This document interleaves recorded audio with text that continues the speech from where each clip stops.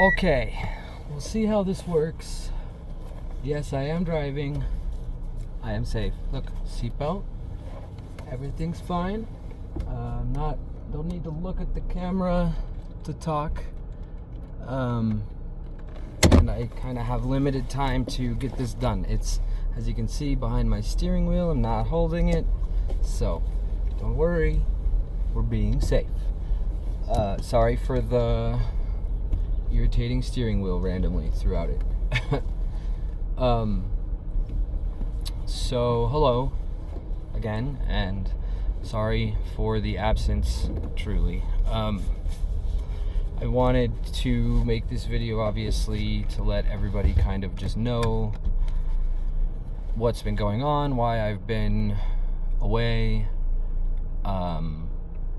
Hopefully it helps answer questions that anybody might have, anything like that, which of course, please, again, feel free to ask in the Discord. FUD is not asking questions, especially if, the owner is like poofed or whatever, kind of thing. I don't blame anybody for asking questions, and FUD is when you're, saying things like, oh, this project is dead or whatever, when it's clearly stated that it's not. That's FUD. But if you're just like, hey, any updates? Hey, what's going on? Blah, blah, blah. That's okay. So please, if you previously felt like you couldn't ask it or something, please just know that it is a safe place for you to ask. And, so with that out of the way, trying to think of, oh God, I've got something in my eye. Definitely gonna die now. But it's not because of the phone, okay? I don't even really know where to start, and I really want to try to make this as short as possible while explaining everything as much as possible. So I don't even remember when I kind of stopped getting online, but I want to say maybe 2 months or so ago. It feels like only 2 weeks ago, but so basically, first thing, I don't know, I don't remember where I posted it, but I posted either it in the Lumen's recovery channel or the announcements channel. I can't recall, but I posted a thing basically showing, saying, hey, still alive, and I showed that I had a what's called a nephrostomy bag tube along with a bag attached to it that was in my kidney, and that bag was placed in my kidney that catheter, which, if you don't know what a catheter is, it's just a long plastic or rubber tube that is used, lots of different kinds, and they're used for lots of different things. So that's basically all it is. So this catheter was placed, and it had what was called a stent attached to it too, which a stent is what they put into like your arteries, and in my case, the ureter was where they were trying to place it previously, to open it up. It's kind of like a mesh, almost wiry, like Chinese finger trap looking thing, and they kind of open it up, and it stays open and helps keep that typically collapsed or collapsing vein, vessel, artery, ureter, whatever, open. Ureter, again, and I'm not trying to mansplain, not trying to make anybody feel dumb. I don't know how much people know, and I never want to assume anything, and if I'm talking over your head, it's kind of hard to understand what's going on, so I'm just trying to break it down so that you understand what is going on. So the ureter, you have two of them in your body. They connect to your kidneys at the bottom-ish of your kidneys, and they go down and they connect to kind of like the tops corner-ish sides of your bladder. Depends on where your bladder is at and how your body formed and all that good jazz, but for the most part, they attach to the sides, to the top-ish of your bladder. My ureter was found after, 10 years, like 8 years really of like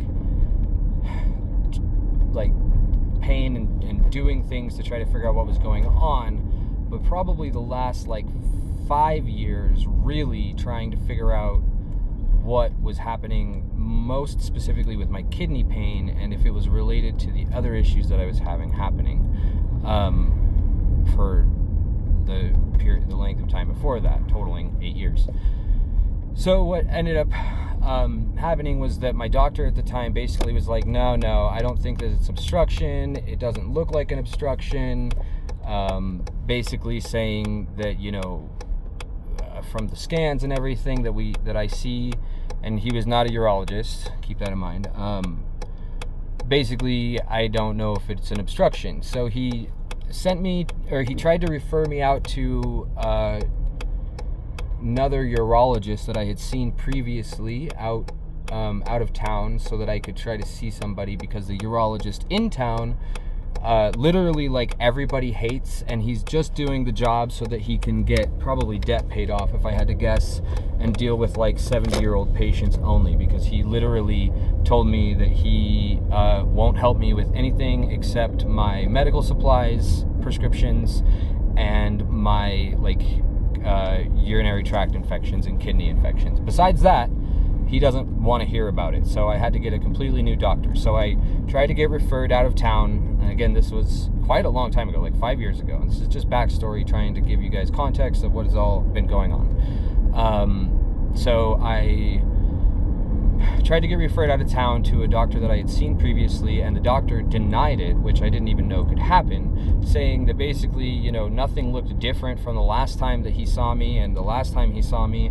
he didn't think anything was wrong, even though there was pain and clearly something wrong. But and the whole time I am telling them, I really think that something is like obstructed in my ureter. Like, it feels like something, pressure, pain, it's lower than what everybody says it should be for kidney pain, but I know it's kidney pain. They're like, maybe it's just back pain, maybe it's your back muscles, blah blah blah blah blah. So fast forward, I get a new primary care doctor, and he sends me to a different doctor out of town, a different urologist, and she says, yeah, this is classic major what's called UPJ obstruction, and it's just an acronym for longer fancy medical term that's basically an obstruction in the upper portion of your ureter. So if this is your kidney, your ureter is here, goes down to your bladder here. Okay, now we might be getting dangerous. Hold on. Okay, we're on a straightaway. So you got that little setup here, kidney, ureter, bladder, and then up here is where your ureter in a UPJ obstruction can get obstructed. She said likely mine has been obstructed for a long time, and that it looked like to her that there's a vessel crossing over the top of it, which apparently can happen sometimes. There was a name for it. She said it basically rubs over years and years and years across your ureter, and it causes inflammation and scar tissue until basically it eventually scars up and obstructs with scar tissue, and basically just gets really stupid. So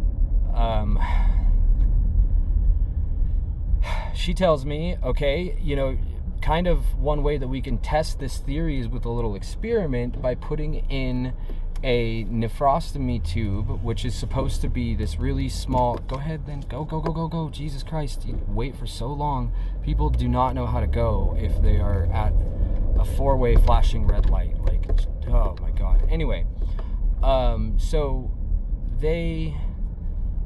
she says, what we can do is put in a nephrostomy tube. She says basically it's a really small procedure.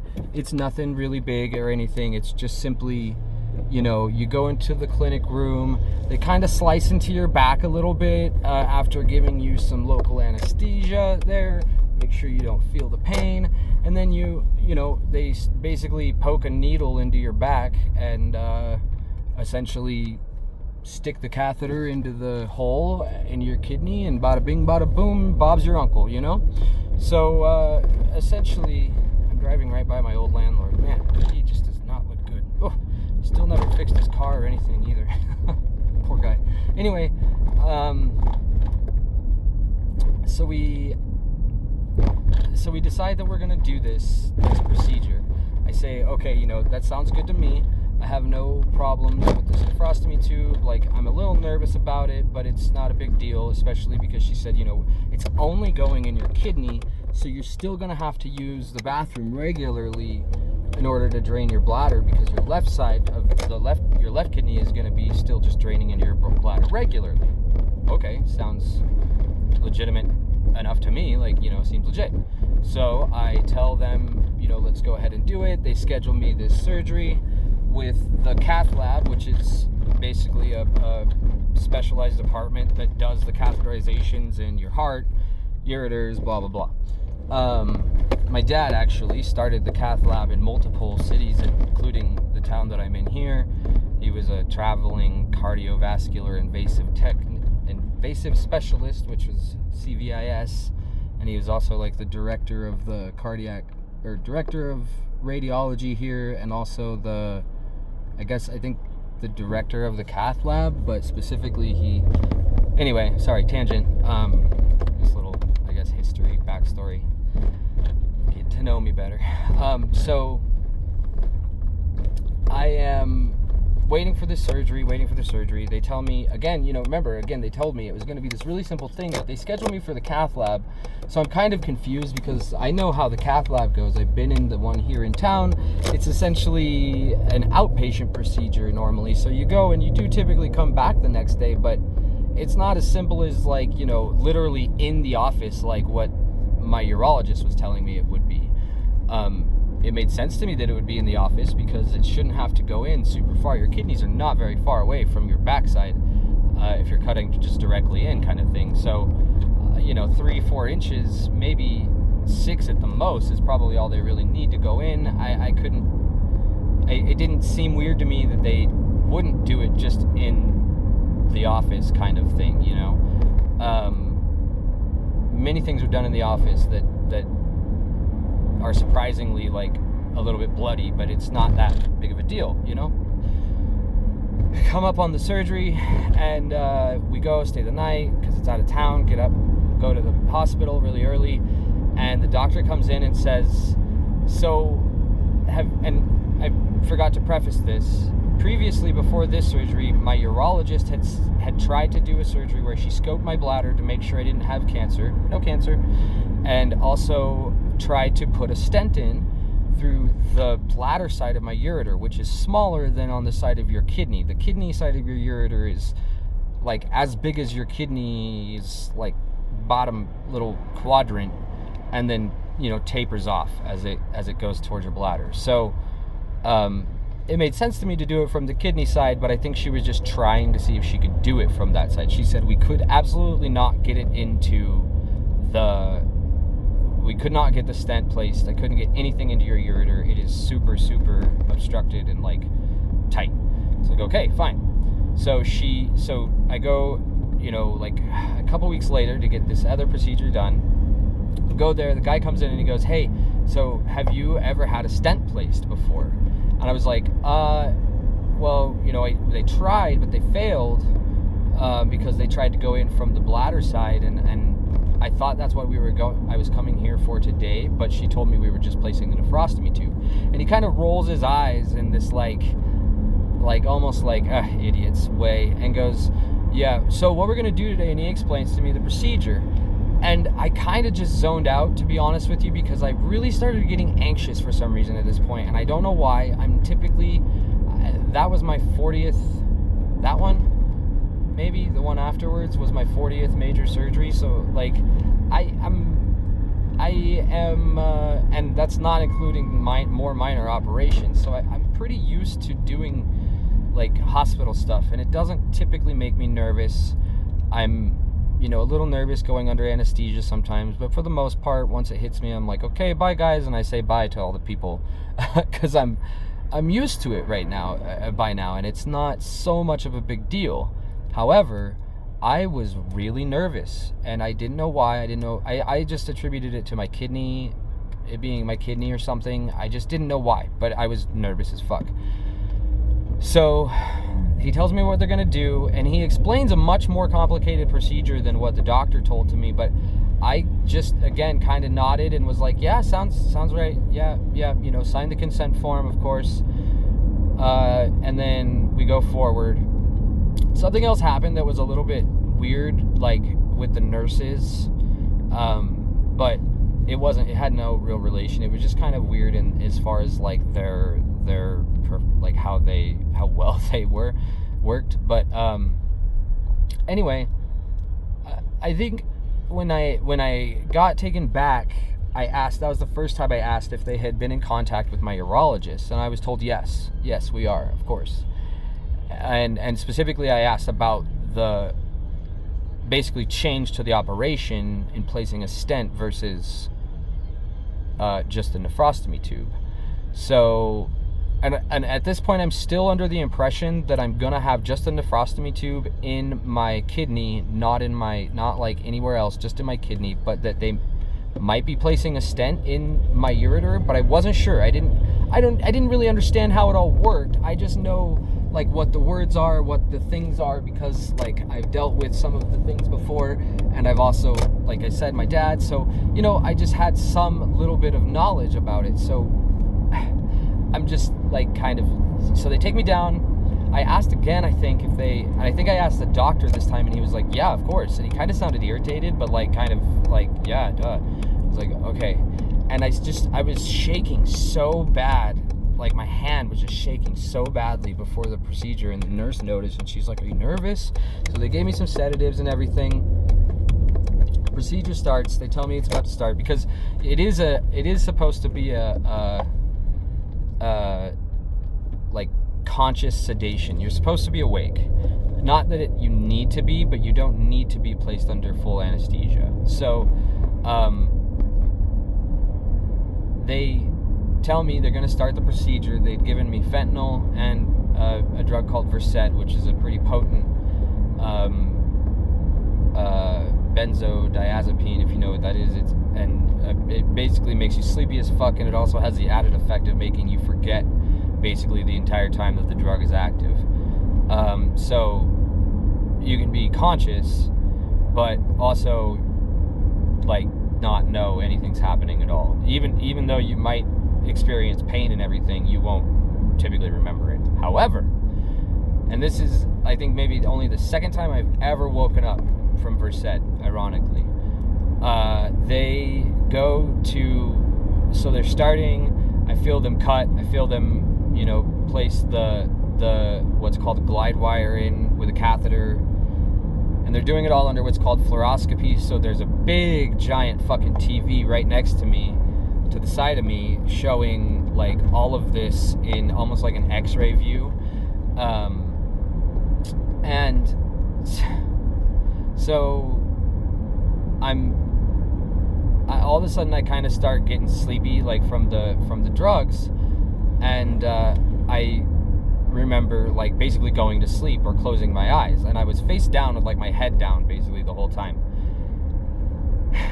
And all of a sudden, because I had this vague memory when I woke up of what felt like probably I didn't think was real or really happened, of a really loud pop, both audible and also I felt it in my backside. And I remember just like basically my head going up, which I didn't like consciously feel or remember, but I just remember my vision going up to the nurse, who was the anesthesia nurse in front of me, say, and then I don't remember anything after that.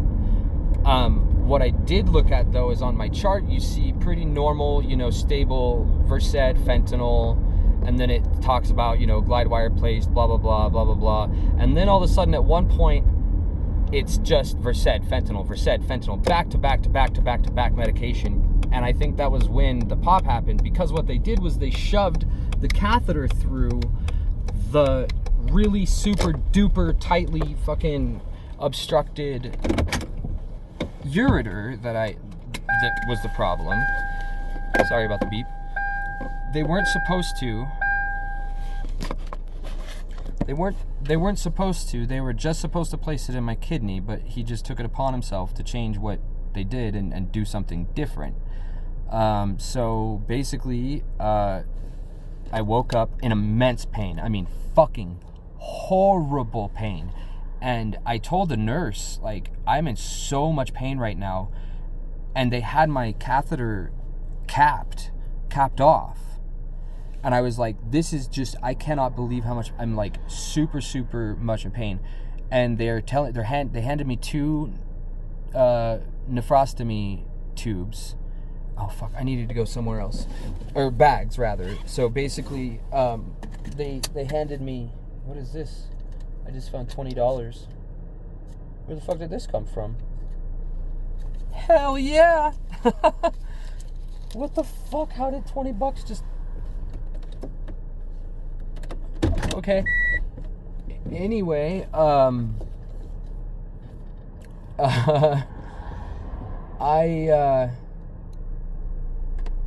wake up, horrible fucking pain, cannot stand it.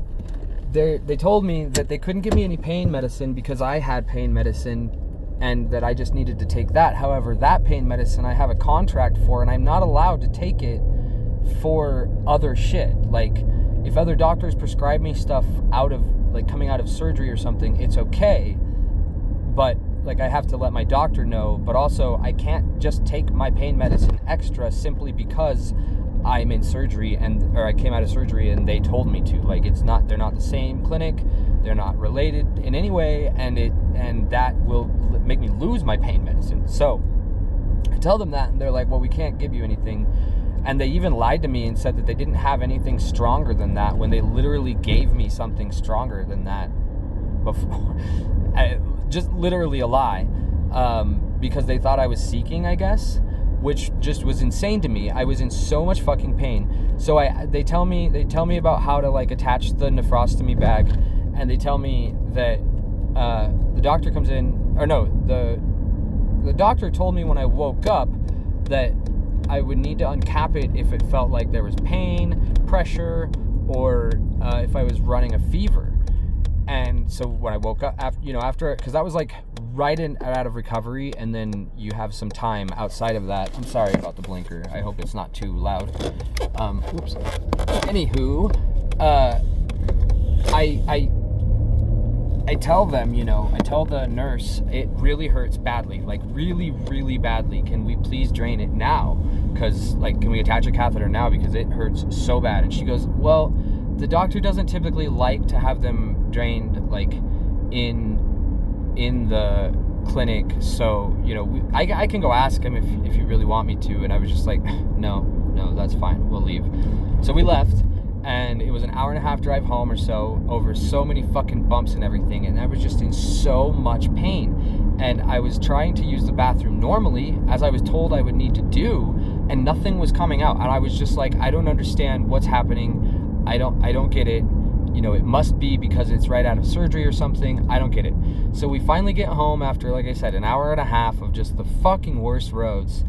And I literally, shit you not, I take some of my pain medicine. Tori gave me a stupid amount of cannabis gummies, and like 4 full one. I mean, it was just a lot of weed. And I specifically remember falling asleep, basically hunched over on my knees over like our futon that we had at the time, just like in just so much pain, trying to like kind of had my stomach over it, just trying to like not be in pain, hoping that it would go away, right? Hoping that my medicine would kick in, that the weed gummies would kick in, anything, because it was just I have had like very, very bad kidney infections before, and like being hospitalized for multiple days before, kind of thing, and they hurt immensely. And this was still just like nothing really I've experienced as far as kidney pain goes, and so much pressure. And they said, it says in the paperwork, uncap, blah blah blah, attach the bag, blah blah blah blah blah. So I actually fall asleep for like 4 hours. I finally wake up and I'm still in so much pain. I wake up and I'm like trying not to scream, And I like yell for Tori, and I'm like, will you please just help, just attach the bag, please just attach this goddamn bag. So she does. Lo and behold, like a ton of just blood and nasty obviously shit comes out, and I leave the bag attached. And so I go for a few days, and I'm talking to Tori about how, you know, I have proof now that all this gunk and nasty stuff is coming out of my kidneys, even after the healing should have been done, everything like that. But I'm still not getting anything out of my bladder. It seems to only all be coming into the nephrostomy bag, which is weird to me because I was literally told the opposite. And as far as I know, it shouldn't work that way, especially not if I have some major obstruction in my ureter. Like, how is everything coming out of one kidney? Like, did one just shut down? What's going on? So I decide to call. I call the cath lab. They tell me basically, you know, this can happen with these kinds of things. It's pretty normal. And I'm like, okay. I was told something different, but okay. So I call my urologist thinking, you know, well, she's the one who told me that basically I should be having normal output as well as output through the kidney, or through the kidney bag or whatever. So I'll call her. Her nurse calls me back and says also the same thing. It's able to happen. And I'm just like, what the fuck? How is it that I'm told that, like, it logically does not make any sense? So I schedule an appointment with her through like telehealth in like a few days from that time. It's about a week from my actual procedure. So I get on the call with her and we start talking, and she tells me, she kind of like laughs, but tells me that wasn't the right thing that they placed. They placed basically this thing where it's like a stent catheter combo. It's really long, and it goes from your kidney all the way down to your bladder, which is why you're having no output from your bladder, because it's literally taking everything and putting it out through the kidney bag. And I'm just like, well, wait, why did we do that? I thought we were supposed to do just an experiment on what we were supposed to do. She was like, yeah, and she's the whole time kind of laughing. And the place that she sent me to, obviously they are like the same place, you know, they're under the same name. And so I'm like feeling kind of like dismissed a little bit at this point, because I'm like, she's laughing about the fact that like literally this guy performed the wrong surgery. He just took it upon himself to do the wrong thing. It's not like he didn't know what he was supposed to do. He decided that they were stupid fucks before and couldn't place a stent, and because that's what his job is, he can place one. And so he did, and changed what we were going to have done, what was supposed to be done. They even called me afterwards to schedule a follow-up for a permanent placement of what's called a J stent, which would have literally placed a permanent stent in my ureter. And that was never, ever, ever, ever, ever what we were supposed to be doing. That was not the plan. That was not what we had talked about. That was literally never discussed. That was not what me and my urologist were supposed to be doing. And mind you, I asked them 2 more times when they were calling me about scheduling the stent if they had been in contact with my urologist, and I was assured that they had been. I went the wrong direction. That they had been, and that they were certainly talking with her, and basically that this was her wishes. And I'm just like, this is just literally opposite of what we talked about. I'm so confused, blah, blah, blah. So I talked to her about it. She goes, no. Cancel that appointment. We don't need a stent. And again, laughing. She's like, we don't want a permanent stent. And I was like, right, it was just supposed to be an experiment, right? And she goes, yeah. She also informs me that the particular type of catheter stent thing that I was given, the combo, is actually much, much more painful than the just regular ass nephrostomy tube that goes just into your kidney a little bit, because with it going all the way from your back, your kidney to your bladder, it moves in your bladder whenever you move your back. And I felt that very much, on top of the fact that it has literal, like, they call them pigtails, and they're just like curled up pieces basically of the stent, which again is like a meshy, kind of wiry, and I want to say metal thing that and it's moving in there every time you move, and it was so fucking painful that I literally basically lost, because I still went to them but couldn't really do much, lost like a month and a half worth of PT and a shit ton of time just at home PT, time with my family. Like, I mean, literally could not lay down because of how painful it was on my bed, so I had to sleep again on my recliner for a month and a half, even though I had just started sleeping on the bed again. Like, I mean, it caused so many fucking problems in my relationship, everything, just because this motherfucker decided he wanted to just change it up. So I tell her, you know, well, that really pisses me off, because now I need to schedule another procedure to go in and get this catheter taken out, get the stent removed, and have the regular thing placed. She also informed me that because he placed the stent and it in, not that big, but you know, it pops open the things that it's placed in. Because it did that, it may actually hinder or render our ability to perform the surgery that she wanted to do, or that she wanted somebody else to do, I guess, to fix my ureter and the obstruction in it, completely undoable, because of the fact that he like stretched the whole entire thing out, and so that the area that is actually like crimped and obstructed may not be visible.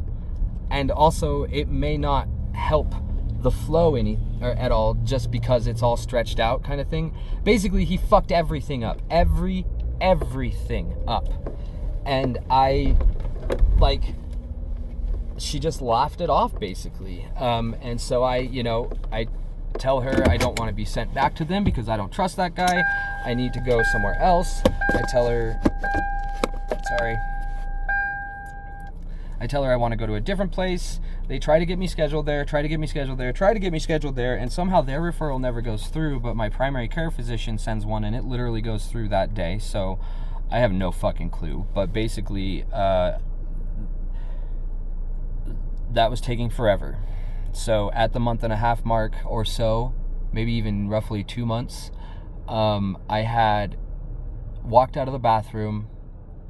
Everything was hunky-dory, fine, and we were actually getting ready to go on a little outing with the dogs, and I caught the catheter portion of the tube, the longer part that's connected to the actual like bag and everything, on the doorknob, and took a large step forward without realizing it, and ripped it out of my body about a foot. It hurt. I felt it in my bladder and my kidney both. And then all of a sudden I didn't feel the catheter in my bladder anymore. And I definitely felt what I thought was blood coming out of my back. And I just had no idea how much damage I had done. It was so painful that I immediately went down to the ground. I was like hunched over on my hands and knees. Tori heard me scream and came in, and my wife, and she, asked me what happened. I told her. She looks at the catheter, and I'm like kind of panicking. I'm asking her if it's bleeding and anything. She goes, no, and then realizes, yes, that's actually bleeding quite a bit, and there's urine coming out of it now.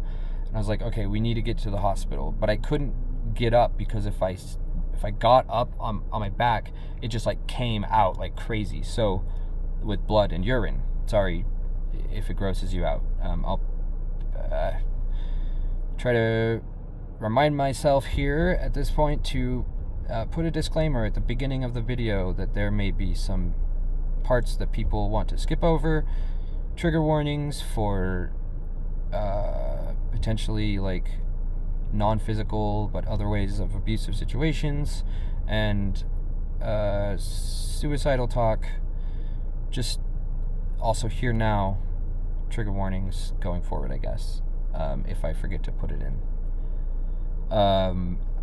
It's gonna cut this. I have to go into a store. I'm just gonna pause and then start again, and I have to call my wife back. I told her I'd call her back.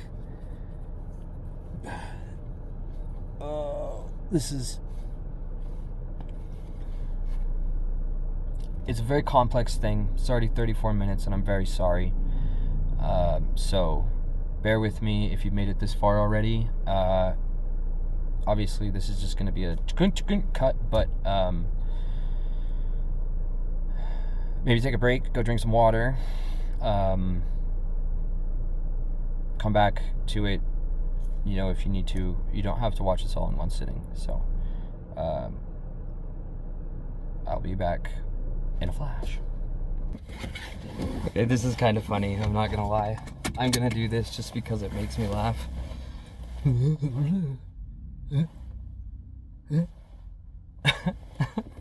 It feels like it's so zoomed in, but oh, I should probably turn on the car. Okay, hello. I can't zoom it out in this mode either. Yeah, just can't zoom in or out. How strange. I don't really understand why it gets so, see, boop. But like, okay, bye. I just wanted to try to see if it would track, whoa, like not zoom so much in on me, but I don't know. Maybe it won't be, but if I get this, yeah, that's gonna probably be, yep, okay, anyway, sorry, just playing. This new phone I still am learning shit about, so I am gonna try to make at least this little part. Maybe I'll upload the video into 2 parts since this is so long anyway. I call this one like part 1 backstory and context. It's still not quite all of it, but it's at least a good catch up for anybody who is unaware of what's happened, and even people who may be aware of what's happened may not know the details of what has been going on. But anyway, so I pulled the thing out, went to the ER. It wasn't all the way out, mind you, either. It was just simply like hanging out of my back, pulled out about a foot more than what it was placed. So I go to the ER. They made me sit for like 2 hours in the waiting room, maybe longer. And the whole time I'm just like literally soaking through, we brought like trauma pads and stuff, like just really thick gauzes. I'm just soaking through them because, again, basically all of my urine is still coming out somehow through this port. I don't know if it had to do with pressure or what. It doesn't really matter. It was happening. And so I finally get put into the ER. They are basically like, you know, we're definitely going to admit you, but the room, or the whole floor upstairs had no rooms, no beds available for me. So I had to stay after I was admitted. I was like in the ER room for like 3 hours, but I was only in the ER for like an hour technically after they had put me in the room. And then they admitted me into the upstairs, but they couldn't put me up there because they didn't have beds. So they kept me downstairs. They couldn't give me like the pain medicine that's most effective for me because of the fact that the floor that I was admitted to didn't use that pain medicine, only the ER does, blah blah blah, all these weird ass rules. I'm just in fucking pain and like literally, you know, basically peeing out my back, and it hurts so badly. And so we get all of it. They finally get me upstairs. I was in that room for, God, I want to say around 3 or 4 in the morning was when they got me up there, and I want to say, no, maybe 1 in the morning is when they got me up there. I don't really remember, but I do remember that it was over 8 hours that I had to wait for the surgeon because he wasn't coming in until 8 in the morning. And then I was like, oh my God, thank God I only got to wait till 8. And around 7:30 or 8 or so, I asked them if I was hopefully going to be like first or something. And they told me no, I probably wasn't going to be able to get in until noon. And I was just like, oh my fucking God. And so at that point, it was going to be like basically 10 full hours of just this. And when I finally went up to that room after about I think I slept for a couple hours, maybe an hour, I don't know. They had put this pad on my back to soak up the urine, but I fell asleep laying face down with it on my back over the spot. So when I woke up, my whole back, all the way across my back, was hurting really badly. And what I believe had happened was that basically the thing saturated. It didn't allow urine to come out because it was so heavy, but it also wasn't soaking any more up. So it was all just pooling up under my skin, in my back, and across over to my like kidney side. So I woke up in immense pain, again, more pain. So I like bared down because it was pressure again. I took the thing off. I called for a nurse, I think, and I bared down, and all of a sudden, and again, I apologize. I can't think of any other ways to describe it other than how I have been describing it, because it's hard to explain how it felt, but it literally out of the hole in my back, when I was like bearing down, pressure would build up, especially right when I woke up, and I would kind of like squeeze, and it would shoot out of my back, like not like in a stream, but like in a fart almost, kind of like, but not even like that like flabby sound, but it was just like, it wasn't easy air coming out, you know what I mean? It was like and it was just like I was a fucking volcano out my back of fucking piss. And the nurses didn't believe me. And again, I think everybody thought I was fucking seeker, even though I had this goddamn thing pulled out a foot out my back. The nurses didn't believe me up until they came in to change the pad when I called them, and one of them almost got squirted in the face, basically. And then she was like, "Oh my God, it is like squirting." And I was like, "Yes, that's what I said. Fuck." So, basically they, tried to keep it up. I soaked through so many gowns, fucking blankets, pads, everything, and I felt just so nasty and disgusting. Like, it was just awful, and in so much pain and pressure, and just it kept happening over and over and over again. They were giving me fentanyl and everything, and it just was not really. I would go to sleep for maybe like 30 minutes to an hour, wake back up, and I would be up for like an hour or two in pain. And they couldn't give me more fentanyl until like for every 2 hours or something. So yeah, it was terrible. They finally got like at 10 in the morning, got me into the cath lab in town. Guy who has worked on me multiple times came to work on me again. Decides that they get me in the cath lab and everything. They decide that there's a lot of catheter out and it's kind of like getting in the way, so he goes to cut it. And our best theory is that due to the way that the catheter is designed, like I said, the curlicues at the end of each side with the stent, that when I pulled it, it somehow got stuck in my ureter. And so when he cut the catheter, because it was still attached to the stent as well, just not in place where they put it, it back into my kidney.